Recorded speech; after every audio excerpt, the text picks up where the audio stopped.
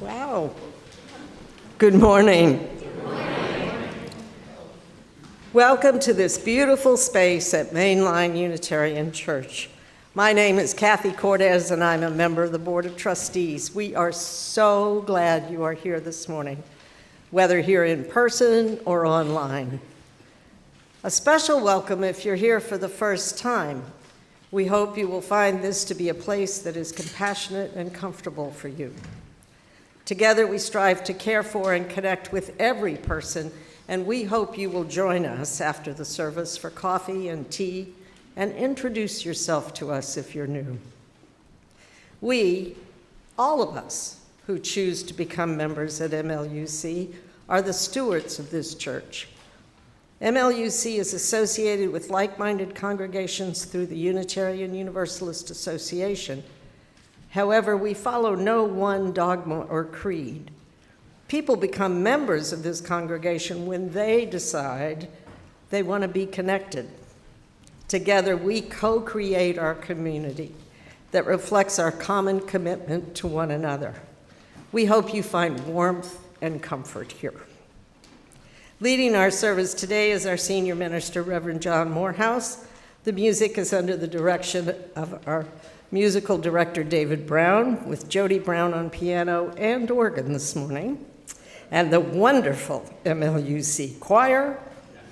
Our worship associate is Steve Witt, and we are all supported by the skillful audiovisual team. They make it possible to expand this community beyond these walls, to reach you wherever you are. MLUC is a busy place on Sundays and throughout the week. You are welcome at so many different events. Please take a look at the events on the back of the order of service and check out the calendar on our website for even more events. For now, please silence your electronic devices and join me in affirming our mission statement. Together, we transform lives through love, service, and our welcoming faith.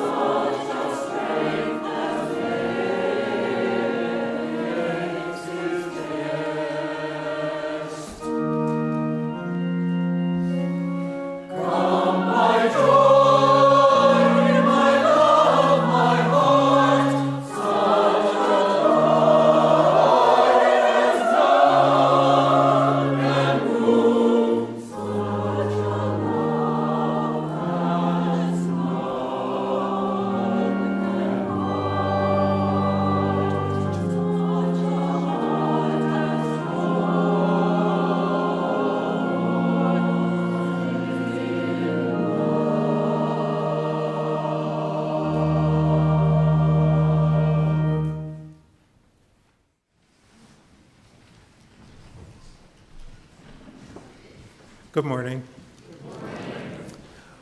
We light this chalice, this flame, for what is not yet known, for the questions that stretch us, the hopes that whisper, and the courage that flickers on uncertain days. We kindle this flame for beginnings that are only just becoming.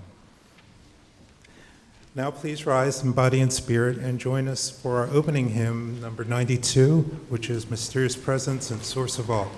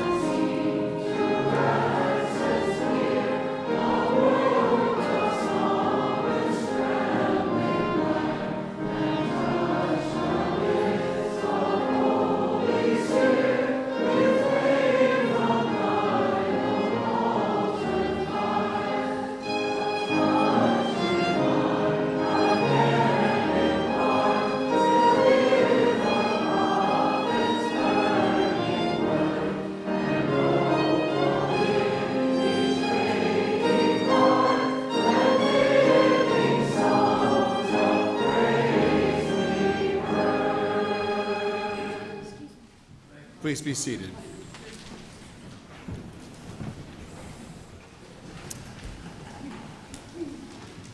Well, this is the second Sunday without Dawn Starr here as our beloved Director of Family Ministries and Lifelong Learning. There we go. And I can tell you I miss her. I love telling stories. I obviously tell a lot of stories, but she has all the stories nicely cataloged for me so that I would not forget what they are. So this is a story about two brothers. Two brothers are walking through the desert. The one is named Life and the other is named Death. And they see an oasis in the distance and they arrive there, and the oasis keeper dips in a nice gourd of cool water and offers it first to the eldest. Which of you is the elder, he asks. Well, Life speaks up first and says, well, I'm the elder, obviously. No, Death contradicts him, says, no, I'm the elder, and stepped forward. Life smiled and said, that's impossible. Things must live before they die. And Death responded, on the contrary, things begin in death, are born, live for a time, and then return to death. Life said, no, that's not how it works at all. All things come from the Creator, live and then die. Death began after the first creature lived and died. Death, with a spark in his eyes, said, no, death is the before and the after of all life. Things arise from it and return to it, therefore death is the older. And they debated like this back and forth, and finally the spring keeper, still holding the gourd of water, said, well, what am I to do? And they said, well, you judge. And he said, gentlemen, I cannot say. What each of you told me is true. How can one speak of death without life? Death is like the desert until the rain falls, and then all the living things sprout miraculously from the rocks and the sand. And how can one speak of life without death, to which all things are certain to return? Neither can exist without the other. The Creator wears both masks. Neither of you is elder or younger. So he held out the gourd and he said, drink now from this single cup at the same time. And the two travelers drank from the gourd. and headed off in comfort of each other's company.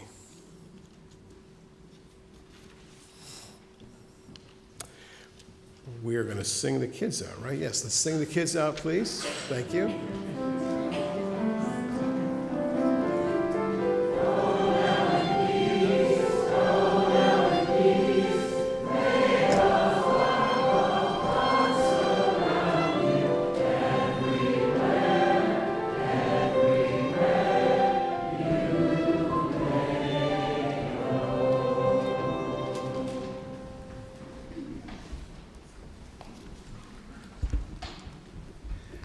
Each month, we donate half our weekly collection to a worthy organization in need. The month of April, it's been the Blessing Warehouse. And we're blessed this morning to actually have the founders of the organization, Angela and Kenneth, to come and speak to us about the work they do.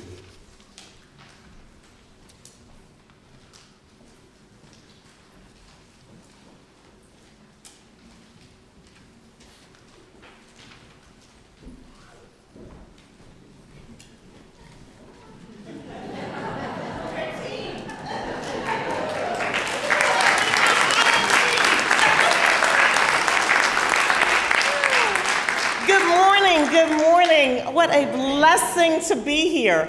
There's something that we knew right away when we came into your church, is that we stand together in the spirit of love. You greeted us with such compassion and joy, and I thank you so much because our organizations align so beautifully that way. The key is love. It's love. It's love. So we are the Blessing House. They call us the Blessing Shop, and we're out of Norristown. This is the core team. Okay, these are the people that have been here year after year after year. We are in Norristown. What we do is we provide free clothing and free food to people that are in need with no strings attached. So you don't need an appointment to come in. You all would donate me your clothing that you no longer use, and we've set it up like a store so they have some dignity, and we make sure that it's clean, and we hang it up, and we have bright lights on, and we have music playing, and we have hangers, and they can come in and select the things that are their size and their color, as opposed to going to a place where you kind of get what's left over. We let them come in and get what they really need and what they really want. And by saving the money, it's not about just getting new clothes, it's about people saying that because I came in and I was able to bring my 4 kids and you gave us a wardrobe of clothing, the money I saved, I can get the electric turned back on. I can now pay the landlord that last $220 where I was going to be short. So that's the true blessing in it. This is my husband. He and I founded the Blessing Shop. And let me tell you, he's waiting on a double knee replacement. And this is the guy who handles the trash. This is a guy that goes into South Philly and picks up the food for our food pantry. Guys, he does it in pain, and he never complains about it, because if he doesn't do it, they don't eat. We are feeding people that sleep in tents. We're feeding people whose ends don't meet, and he does it, so keep him in prayer. But this is a man who's just led to be, to do what we do. Yeah, there's no complaint. Yeah, this is Areli Grasso. I love her. Blue hair, face piercings, I love it. This is the face you see. She knows everything about everything. This is the face you see when you come into the Blessing Shop, because this is what heaven looks like. Who are we to judge? We joke about how different we look. We make people say, what are our differences? And that's what we love about the Blessing Shop. We want people that are different. We want it to be all inclusive. And we love that about our core team. We have Willie Wise here. Guys, step up, Willie. This guy is working on 10% of his heart capacity right now. He has a double battery. He wears 2 body packs, guys. They pump blood into his heart. And without these body packs, he has to put these body packs on batteries at night. And he was waiting for a heart transplant, and God has just kept him. The one day he missed not working in the Blessing Shop, he got heart surgery. He has been with us every single day, and he shouldn't even be here. But God put him on an assignment, and he works hard, and he loves it. He said that he has found his purpose there. So we keep him in prayer as well, okay? And then we have John. This guy works a full-time job, and he comes every single weekend. He works in our basement, and he manages the volunteers when he's tired. He works a full-time, active job, and he wouldn't miss it for anything in this world. And he's been with us since the very beginning, and we don't know what we would do without him. So this is our core team. This is, yeah.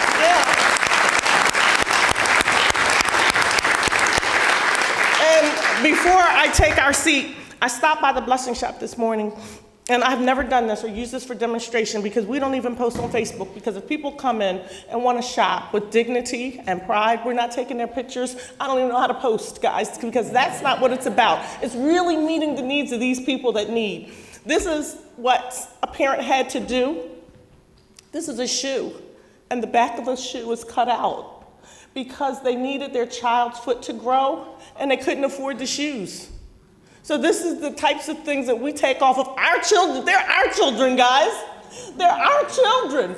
And we take shoes like this off of our children. We have the luxury of having, maybe our children didn't have to go through this, but there are children in Norristown where we are every day. We see about 100 people a day, guys. And these parents come in. Some of them have mental health, some of them are addiction, and some of them are not. There are plenty of them that work at McDonald's and work hard, and they're sleeping in their cars, sleeping on the street, staying in hotels, living in shelters, and we're taking these shoes. So this money, we didn't even know you guys were collecting for a month for us. She told me today, we're here because we just want you guys to know that there is good work and there are people that need it. We're so grateful. And let me just say this, I don't make a dime. My husband doesn't make a dime. Whatever you guys have in your hearts to give us, we buy canned goods. We're feeding these people. They're opening up the cans and eating SpaghettiOs right out the can. We're buying shoes, we're buying belts, we're buying toothbrushes. Thank you for recognizing the work that we do, because we don't expect it. We just give and give and give and give because we love God's people and we want so much better for them. And we do it through people that donate, like you. You come in and you give, and you've gotten to know us, and you've gotten to see God in us, and how powerfully God can change someone's life because people care enough to do it. So from the very bottom of our hearts, whether we get $10 or $100, I promise you it'll go to exactly where God needs it to go. And that's my commitment to this church.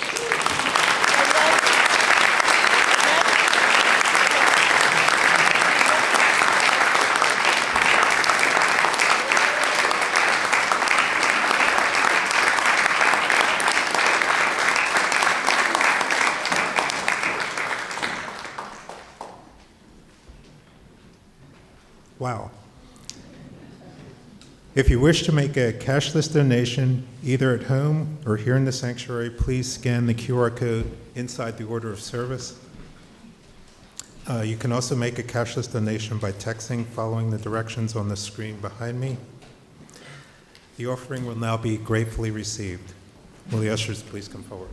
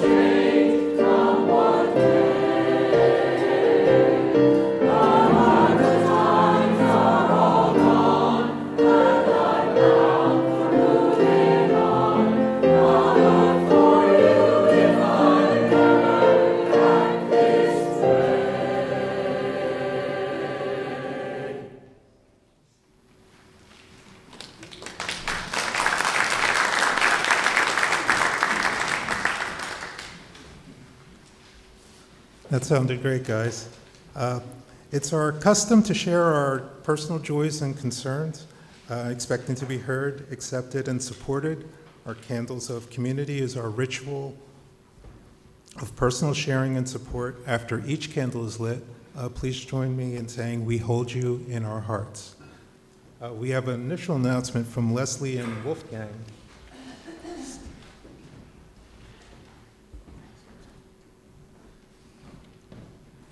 Right here, right here. Oh, she's doing it. Good morning. I'm Leslie Bass, and this is Wolfgang. Jaeger. We're up here today because we have a recognition to make of one of our members who's taking a goodbye. And we want to acknowledge the incredible work and accomplishments of Christy Perry, who has been leading the gardeners for several years. So we are speaking on behalf of the gardeners of MLUC. Christy has shown wonderful leadership in this role and inspired us to do many things, to work hard, to maintain the gardens here at MLUC. This is an ongoing task. If something's alive, you have to tend it. And Christy has also taken on other things that needed to be improved in the gardens. We appreciate that. We're wishing her all the best in her next journey, which is to Georgia, where she's going to be going to a new house, a new community. But of course, just like the song says, we hope we'll see you again soon, many times again. In the hallway, we have 2 cards that you could sign as goodbye and thank you cards.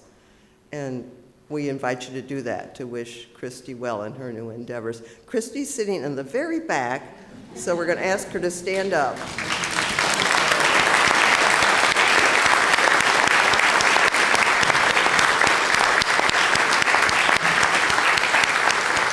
Thank you.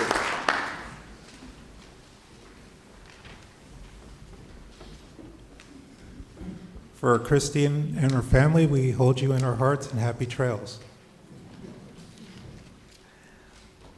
To start off, we light a candle of gratitude from our own Yvette McDowell. She writes, "I want to send sincere thanks to everyone who has sent cards, flowers, texts, emails, warm words of care after the passing of her mother. The warmth of the MLC community," she writes, "has been a great comfort. We all are appreciated. Thank you from the bottom of our heart, from Yvette, her grieving family. We hold you in our hearts." Okay, we light a candle of joy for the Wheeler family. Jeanette writes that she's delighted that her son, Rob, who actually was dedicated here at MLUC 55 years ago, has just received a very nice NIH, I guess that's National Institute of Health, grant. Given the current administration's priorities, however, we're concerned that the date of the announcement was actually April 1st. So, for Rob and the Wheeler family, we hold you in our hearts.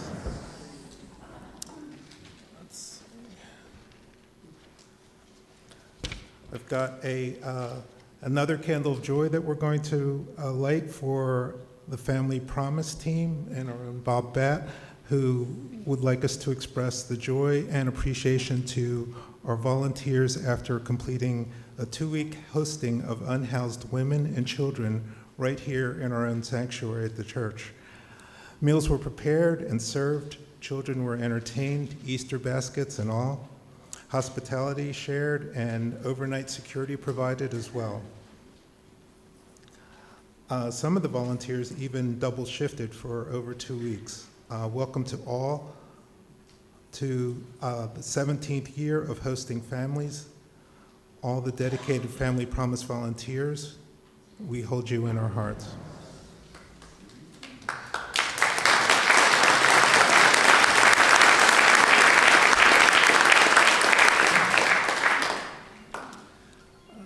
lighting a candle of concern. Bob Barker wishes to light a candle of concern for an Iranian friend, a United States citizen who lives in New York City. As is the case for many Americans of Iranian descent, he now dresses to hide any hint of his Iranian and Islamic heritage. He has been asked for security reasons not to come to work in person. His pay's been reduced. His parents, who dress traditionally, are afraid to leave their apartment. For Bob's Iranian friend, his family, his friends, and all the innocent civilians in Iran, we hold you in our hearts. I'd like to light a candle of remembrance.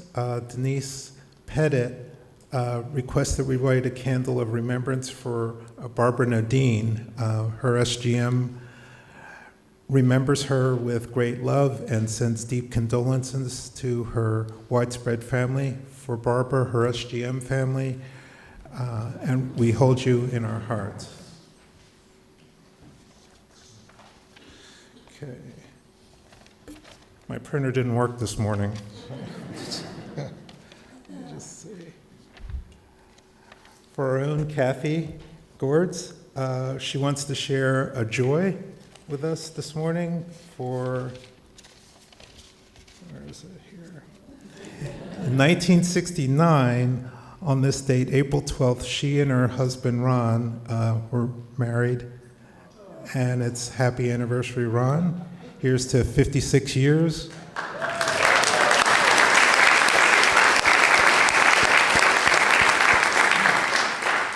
And we hold you in our heart for 56 more.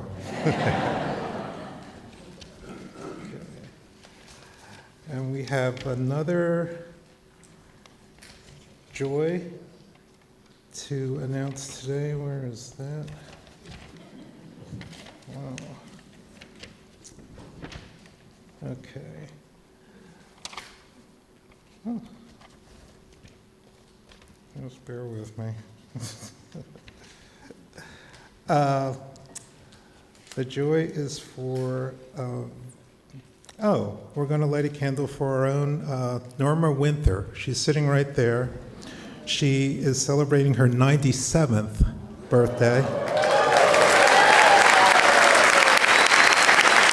Can you stand up?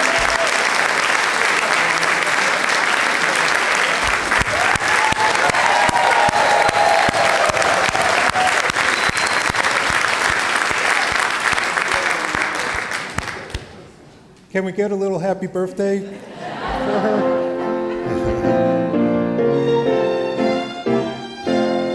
Happy birthday to you. Happy birthday to you.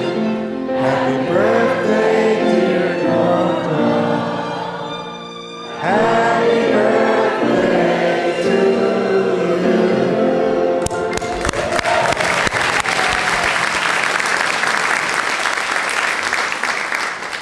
We hold you in our hearts.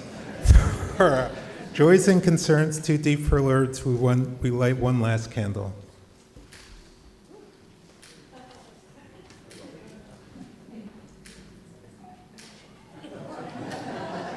I've got a match.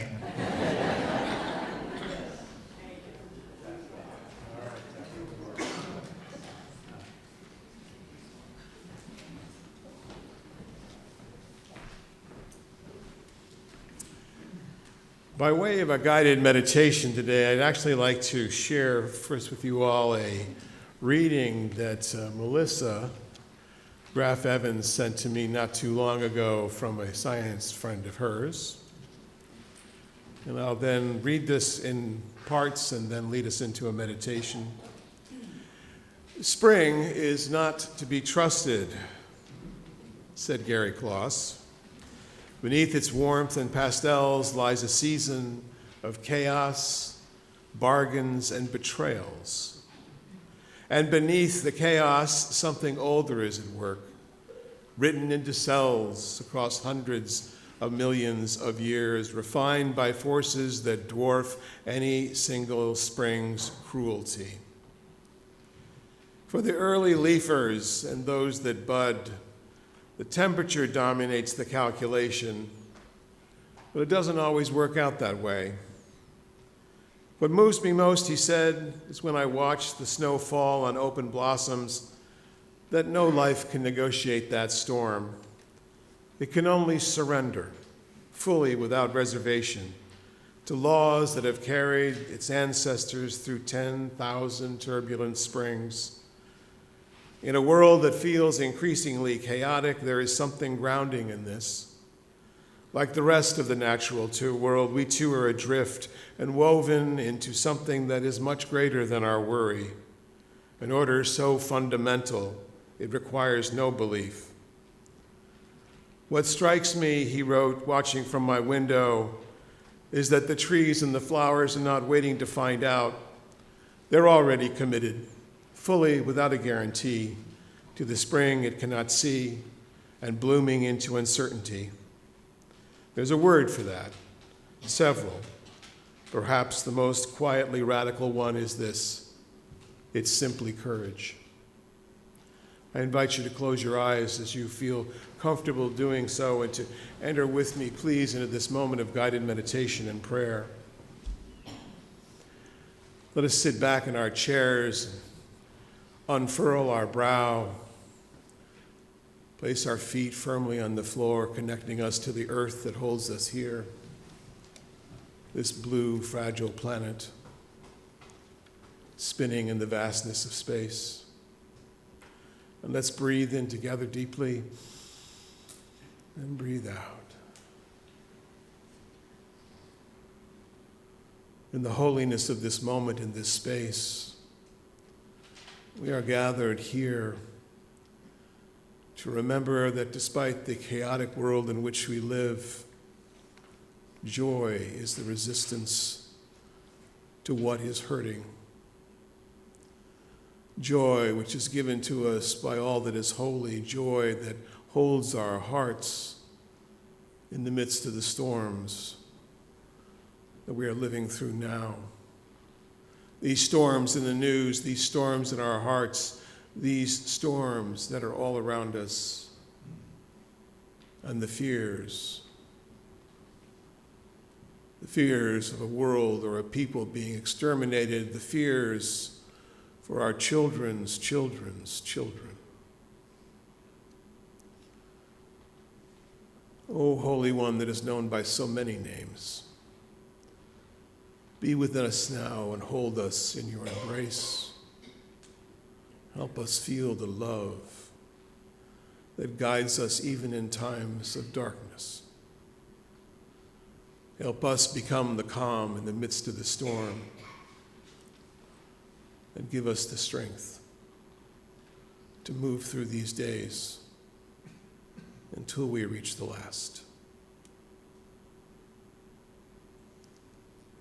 So may it be, and amen.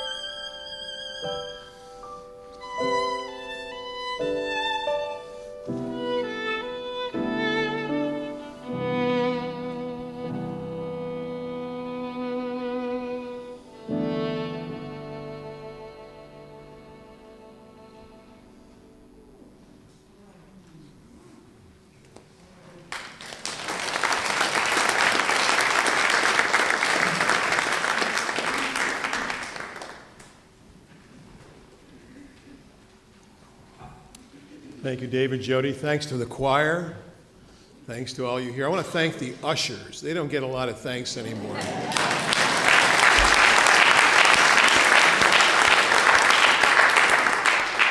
The ushers, the greeters. When I was a younger minister, one of the things that I used to hear a lot about was the problem of people clapping in church. This is the thing, right? Some of you probably remember this from your upbringing. You're not supposed to clap in church. It's like, well, not this church.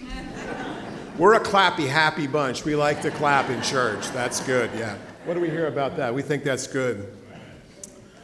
Amen.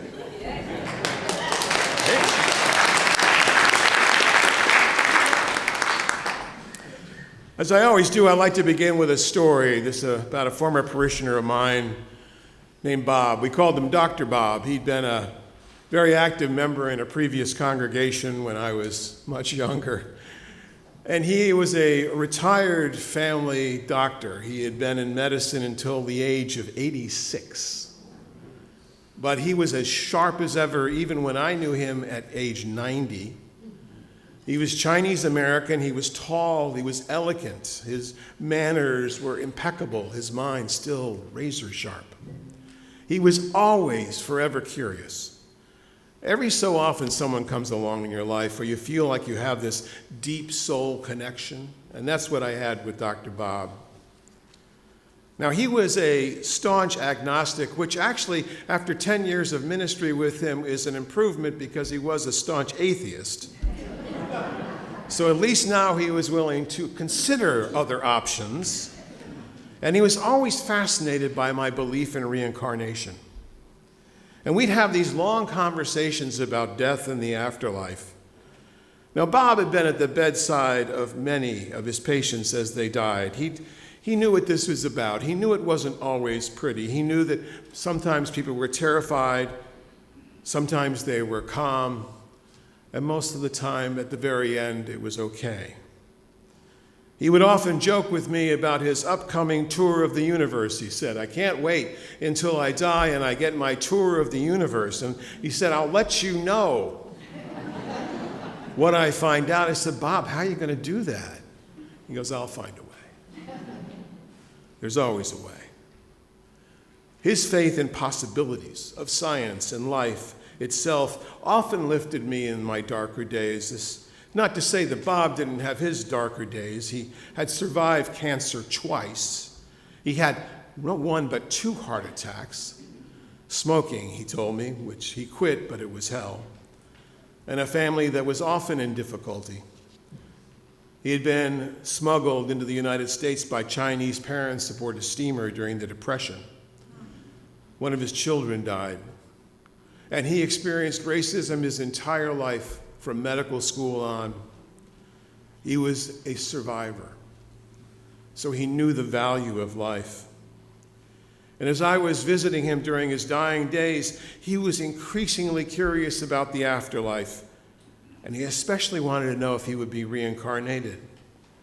I said, Bob, what do you want to come back as? He said, sure not a doctor, that's for sure. I said, well, you're going to have to try. Do you want to keep living? He said, no, I got to get out of the way, make room for the next generation. I did my best, that's all I need. I'll be pleasantly surprised if there's something more. He said, you know what I think, John? I think that life lived well is our greatest immortality. It's one of those Bobisms that I loved. And well, then, your life was quite a monument, I said, Bob. We talked about his family and how he wanted to be sure they were cared for, particularly his wife, who was quite ill. We talked about what he wanted at his memorial service. I told him that living makes the life what it is. Living makes the life a reflection of the living. And he remembered the Tibetan Book of the Dead that teaches that any bliss or fears we feel as we're passing through what they call the bardos to heaven are the bliss and fears of the life we've just lived. And we agreed that fear was the greatest demon that any of us are facing. Any of us are facing the demon of fear. It holds us back. It actually can make us angry or sad. And there's so much fear in the world right now. We're feeling this all the time. What was it just last week? Trump was talking about the annihilation of the Iranian people. And he told me, he said laughter was the invitation to keep living. He died quietly with his family by his side. The doctors turned off the pacemaker. Now, some of you who've been around, I've in previous sermons spoken about what I consider to be my experience with past lives. I told you that when I was a boy, I was living in India, and I went into a temple ruin, and I could kind of go from each room to next room running through it, and I knew exactly what I would see around the corner. I've had memories, often in the form of dreams, about certain facts in life that I've later turned up to actually be true. Several summers ago, Francis and I visited Hastings, a little seaside town of Hastings in the United Kingdom. It's on England's southeast coast. This is the site of the Battle of the Hastings, if any of you buffs are out there. This is when the French Normans invaded England. And they met the army on that very spot, and we walked into the ruins of the hilltop fort, and I had this feeling. I said, Francis, I think this is where I died, and there should be a mark on a stone here that looks like a sword or an axe cut. And she found it, and she said, oh yeah. How's that connected to you? And I said, well, you don't know, but I had this feeling, and maybe it's just a feeling. Now, many of us have these feelings, and I think of the story of Fred and Clyde, who had conversations over the years about the afterlife, and they agreed that whoever died first, the other would try to contact them and let them know it was on the other side. And Fred was the first to pass on, and the year went by, and one day the phone rang, and it was Clyde. And when Clyde answered, it's Fred. He said, Fred, how are you doing? Is it really you, Fred? Yes, I'm calling you from the afterlife. It's really me. I thought you forgot about this. So tell me, what's it like there? Well, you won't believe this, Clyde. It's absolutely wonderful. The sun shines. There are all the delicious veggies you could possibly eat. We go to sleep in the morning. We have a fabulous breakfast. We make love for the rest of the day. After a nutritious lunch, we make some more love. Then there's dinner, and then we go to bed. Oh, my God, he said, the heaven sounds fantastic. Heaven, said Fred. I'm a rabbit in Arizona.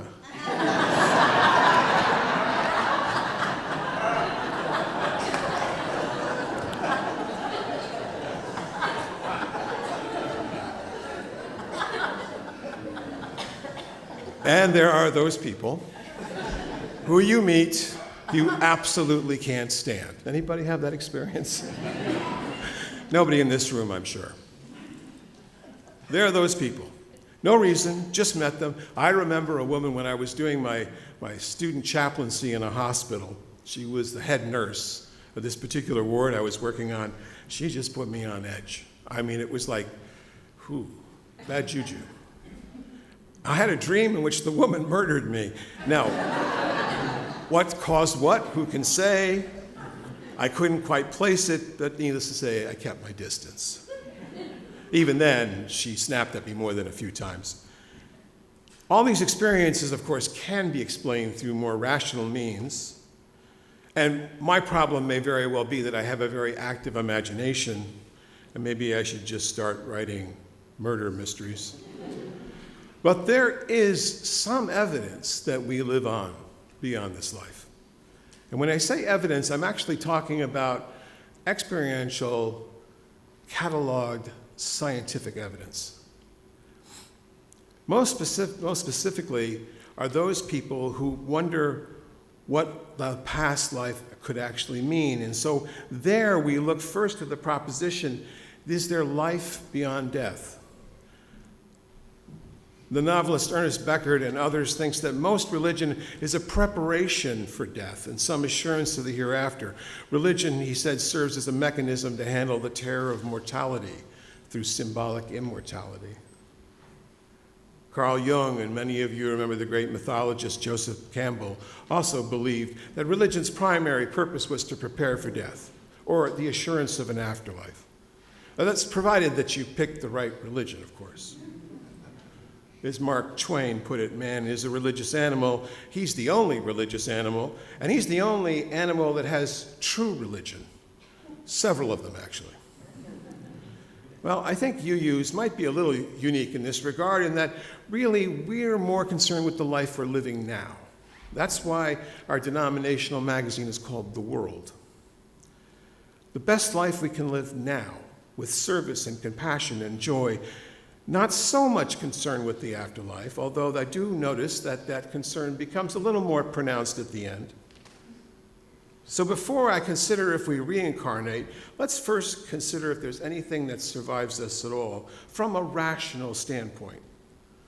Now, most of the rational understanding of an afterlife comes from something known as the near-death experience, or in the parlance of the literature, it's called an NDE. The details vary, but the basic memory, and it's almost universal, goes like this. Someone who is technically dead, no heartbeat, no brain waves, experiences themselves leaving their body and floating over their body. People often describe the exact actions of the medical professionals who are working on them, sometimes things that are on a high shelf. They actually did a study of this. Someone opened a computer screen that couldn't ever be seen from an operating table or standing, and you had to be like way up in the air, and they saw what was on the screen. They know the language the doctors are using, even if the dying person is unconscious. And then they experience going down the long, dark tunnel towards the bright light. And breaking into the light, they are often met by a form of someone they knew or of a religious figure such as Jesus who meets them there. St. Peter at the gate, I think, is probably the Catholic equivalent of that. If the experience continues, they report seeing all of their life. This is where you get that phrase, I saw all my life flash before my eyes. All of their life in an instant, complete with the sorrows and the joys and the pain, and with the sorrows you caused other people, which I thought was interesting. And if the experience continues beyond that, there's a sense of complete peace and joy. No anxiety, no fear, no pain. And then they are told by their guide or whoever's met them there that they must return, that it is not their time yet. And even though they object, and almost everyone objects, they find themselves back in the body with all the pain and the trauma of the injury or disease. Now, I have known in my almost 40 years of ministry dozens of people who have had near-death experiences.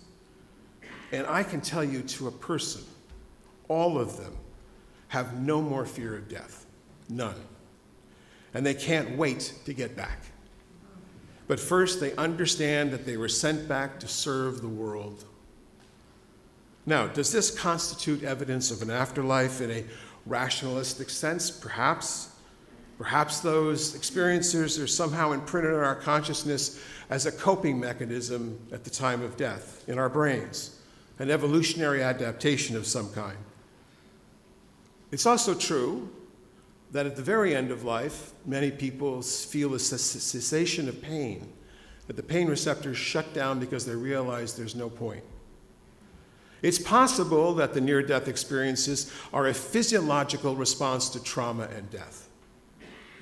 But because no one gets to go on from that point, we have no idea, right? That's where the veil comes down. But the fact that it is universal, almost universal, especially that the dying person could describe the situations around them when they're unconscious, I think is a compelling way to begin to look at this issue. Now, it doesn't happen to everyone. I remember a colleague and good friend who clinically died during open heart surgery for about 2 minutes. And when he came back to it, I said, another Bob, I said, Bob, what'd you see? He said, you're a little too eager there, John. I think you should back off. He couldn't remember anything. My own faith in the afterlife has been influenced by all these people I've known over the years, and also by the first law of thermodynamics. Energy is neither created nor destroyed. Neither created nor destroyed. Last week I spoke about how we're all made from stardust, right? So what happens to the spark of life after we die? Someone tried to measure that once, thinking perhaps this is the weight of the soul. So they had a body that was they had it on this scale, and it was like, to the micron, and they were weighing it, and then the person died, and they saw it change by .0001 ounce or something. They said, that's the weight of the soul. And a doctor came along and said, no, that's just gas escaping from the body. Another myth shattered. Reincarnation, though, I think has stronger evidence, and let me tell you why. The most compelling evidence are that thousands of research cases of young children remembering to be someone in a past life. Forget if you're older, that doesn't count anymore. Doesn't count. Under the age of 4, at the University of Virginia's medical school, there is a center that is devoted to this research and has been for 50 years. Dr. Ian Stevenson began the research after a distinguished career as a research scientist in psychiatry, and he's had this to say at the end of his life. He said, reincarnation, at least as I conceive it, does not nullify what we know about evolution and genetics. It suggests, however, that there are 2 streams of evolution, the biological one and the personal one, and that during terrestrial lives, these streams may interact. Cases abound when children under the age of 4 recount of particularly violent deaths in a previous life or a desire to be with a different family. When researchers interviewed the children, they could relate details about a previous life, identify places and objects that they would have absolutely no way of knowing. But what's more compelling yet are the birthmarks which mirror violent death wounds from a previous life. One boy told his parents he had been shot in the back of the head. Once the researchers were able to get enough data to trace this previous life, indeed, the man was killed 40 years ago with a gunshot to the back of his head, and the birthmark on the boy corresponded exactly to the autopsy photograph of that shot.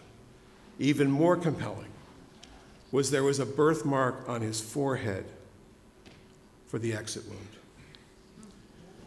Researchers use rigorous methods to rule out fraud and fantasy. And there have been cases. But most of the cases have shown that there is almost irrefutable evidence that something is happening to people before they are born that connects to their lives perhaps before. My own experiences, while they are compelling to me, don't come close to this kind of evidence, which is why I don't say, y'all have to believe in reincarnation. That's my thing, not yours.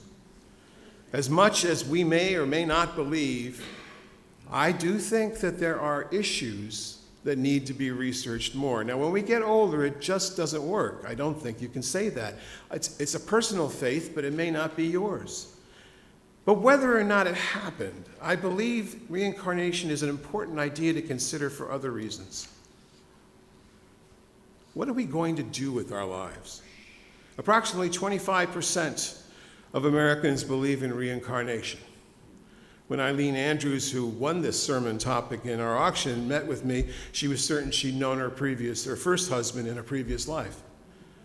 Indeed, for many of us, that's quite compelling, even powerful. It pulls on our understandings of our current loves and our longings that may be ancient.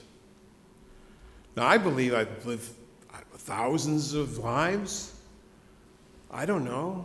Are we the only intelligent species in the entire universe? Perhaps there's transmigration of souls between planets. Who knows? But I attempt in my life that I do believe in that I will do the best I can with what I have in this life. And I do think that a belief of reincarnation reduces nihilism.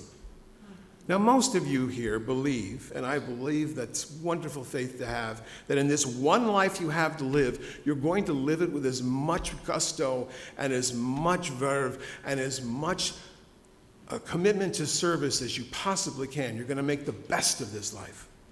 But there are those, not in this room, who live the life the other way.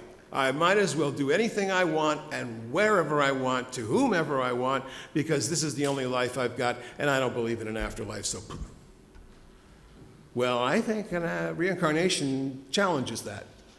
And if you believe the soul is perhaps immortal and it continues its journey, I think that provides some comfort and solace. It frames death as a rest or transition. Those who believe in reincarnation often adapt more easily to the loss of loved ones. It provides comfort that they'll meet again. Their ideas, I think, here that there are multiple opportunities to learn and achieve goals to reduce this pressure to do it all in one lifetime. I was very much a believer in the one lifetime theory when I was younger, and I was moving like this was going to be it, and I was going to do everything I could. And I have to say, I left some things along the roadside. I was not as close to my children as I could have been. Now, I'm trying to slow down. It's hard because you don't really let me slow down here, but I'm trying to slow down and enjoy life that we have now. I believe in reincarnation because, for one thing, it helps me minister to you. Now, I would never say to you that this is one life among many. That's your faith, not mine. But I do think that understanding it in the context of ministry helps me understand that perhaps if you're going to return, there's other ways that we could look at things. Reincarnation helped me grapple with my fears. It provided me a lens by which I could overcome them. I used that belief along with some really great hypnosis to overcome a fear of flying I developed suddenly in my 40s. My fear of snakes, not so much. Reincarnation helps motivate people to act with kindness and compassion. It's closely linked to the concept of karma. But most important for me as a spiritual seeker and a spiritual director is how I believe reincarnation can be a tool for us in the soul's development, allowing a gradual accumulation of wisdom and perfection. It helps me understand that life's varied circumstances can give us a chance to look at life differently than we perhaps would if this was the only life we were living. Our theme for this month is about possibility, and I can think of no better place to explore that possibility than for you to consider the possibility that this was not the first time you've shown up on earth, or the last. Now, my imagination in the afterlife has taken me from absolute non-existence, existentialism, to a Christian everlasting heaven, and now this faith in reincarnation. I don't know what's going to happen, but I'm excited to find out. After we die, we will not be able, despite Fred and Clyde, to be able to phone back to the past and say, hey, guess what? But I do think there's different ways of looking at this, and I encourage you to think about it. Dr. Bob, he's been gone many, many years now. 3 months after he died, his wife died. They've been married for over 60 years. One day in that late California summer that passes for fall, I was hiking on a ridge above the coast that Bob so loved, and the sun hit the shrub oak in just the right way, and it came alive with the warmth of suns long ago. And for some reason, I remembered, and I had to look it up, one of Bob's favorite quotes from Aaron Freeman on NPR back in 2005. This is what he said. You want a physicist to speak at your funeral. You want the physicist to talk to your grieving family about the conservation of energy so they will understand that your energy has not died. You want the physicist to remind your sobbing mother about the first law of thermodynamics, that no energy gets created in the universe and none is destroyed. You want your mother to know that all your energy, every vibration, every BTU of heat, every wave of every particle that was her beloved child remains with her in the world. You want the physicist to tell your weeping father that amid the energies of the cosmos, you gave as good as you got. And at one point, you'd hope the physicist would step down from the pulpit and walk to your broken-hearted spouse there in the pew and tell her that all the photons that ever bounced off your face, all the particles whose paths were interrupted by your smile, by the touch of her hair, by the hundreds and trillions of particles have raced off now into other children, their ways forever changed by you. And as your widow rocks in the arms of a loving family, may the physicist let her know that all the photons that bounced from you are now gathered in her eyes as they race off into the power of life and love and energy that will go on forever. In the meantime, friends, we go on in the life we're given, in all its brokenness and in all its hope. And I say, Amen. Our closing hymn is number 1011, Return Again. Number 1011, Return Again. Please rise in body or spirit.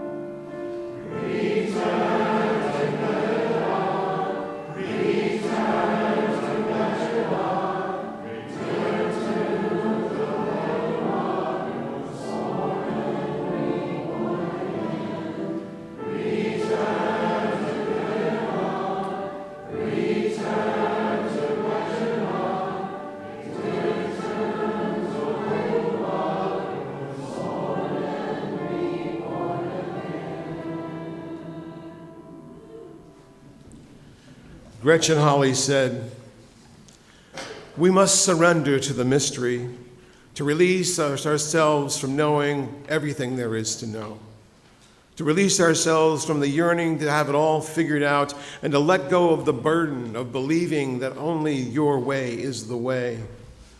To hear in our songs, in our silence, our stories, and in our sharing, we make space for new breath, new healing, new possibility. This is a courage that comes from the fire of faith in us and among us, now and always. And so the service truly begins. Amen. Please remain seated for the postlude.